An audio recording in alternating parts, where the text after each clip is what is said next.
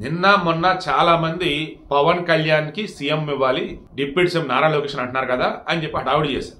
దీనికి కారణం ఎవరు ఏంట్రా బాబు అంటే కొంతమంది యూట్యూబర్లు అండ్ కొన్ని టీవీ ఛానల్స్. ఈ మధ్యలో వచ్చేసి ఉంటారు కదా పని పాట లేకుండా పనికి మళ్ళీ బ్యాచ్ కొంతమంది. ఇక వాళ్ళ హడావుడి. ఎందుకు ఈ వర్డ్ అన్నానంటే పని పాట లేని పనికి మళ్ళీ బ్యాచ్ అని. అక్కడ టీడీపీకి సంబంధించి చంద్రబాబు ఆ పార్టీ అధినేత ఆయన చెప్పలా లోకేష్ కు డిప్యూటీ సీఎం ఇవ్వబోతున్నాం అని ఆయన చెప్పలా. ఈ మధ్యలో ఉన్న హడావుడి అవసరమా? ప్రశాంతంగా కూటమిని గెలుక్కోవటం కాదా? జనసేనకు సంబంధించి జనసేన అధినేత పవన్ కళ్యాణ్ ఎక్కడ కూడా ఆయనకి డిప్యూటీ సీఎం ఎందుకు ఇస్తారు ఏంటి అని చెప్పి అన్నది లేదు. అండ్ ఆయనకి డిప్యూటీ సీఎం ఇస్తే నాకు సీఎం అవ్వాలి అన్నది లేదు. అసలు ఆ టాపిక్ అని డిస్కస్సే చేయలే. దాన్ని ఈ మధ్యలో మాత్రం నానా హడావుడి చేశారు, సోషల్ మీడియా కంపు చేసి పెట్టారు. ఎక్కడో దావోస్ లో పర్యటన ఉన్నటువంటి చంద్రబాబు సైతం ఇమ్మీడియట్ గా పల్లా శ్రీనివాసరావు ఒకటి ఏపీ టీడీపీ అధ్యక్షుడు ఆయనకు ఫోన్ చేసి మరి చెప్పినట్టున్నారు. ఇమ్మీడియట్ గా పార్టీలో ఉన్న అందరూ కూడా అలర్ట్ జారీ చేయండి. ఏమని? డిప్యూటీ సీఎం గురించి, సీఎం గురించి, కొత్తగా పదవుల పంపకాల గురించి ఎక్కడ డిస్కస్ చేద్దాం. ఈలోపు లోకేష్ ఓపెన్ గానే ఐ థింక్ దావోస్ లో ఒక సదస్సు జరుగుతుంది.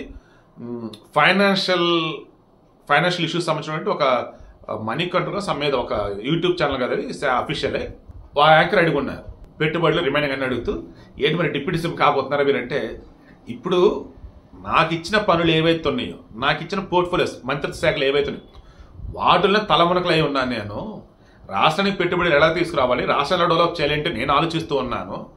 కొత్తగా ఈ డిప్యూటీ సీఎం ఏంటి అసలు నేను ఎప్పుడు కోరుకున్నాను అంటే అసలు ఈ టాపిక్ అసలు ఎందుకు వచ్చింది, ఎవరో ఊహాగానం తప్ప వేరేది కదని ఆయన కొట్టిపారేశారు. జనసేన అధినేత పవన్ కళ్యాణ్ సైతం ఎవరు కూడా జనసేన వాళ్ళు ఈ టాపిక్ గురించి డిస్కస్ చేద్దని చెప్పేశారు. ఈ డిప్యూటీ సీఎంలు అంటూ అనవసరంగా లేనిపోయిన రచ్చ చేయొద్దు. ప్రశాంతంగా కూటమి గవర్నమెంట్ చేసిన డెవలప్మెంట్ ఏదైతే ఉందో ఆ వేళ చేసుకుంటే ముందుకెళ్దాం. 2029 ఎన్నికల నాటికి వైసీపీ అన్నది లేకుండా చేద్దాం అన్న వేళని ఈరోజు కూటమిలో ఉండడం అంతా కూడా ఆలోచించాలి. రాష్ట్రం డెవలప్ చేసి ముందుకు వెళ్తూ ఉంటే మొన్న ఎవరైతే వైసీపీకి ఓట్లు వేసిన ఉన్నారో వాళ్ళకి ఓట్లేరు.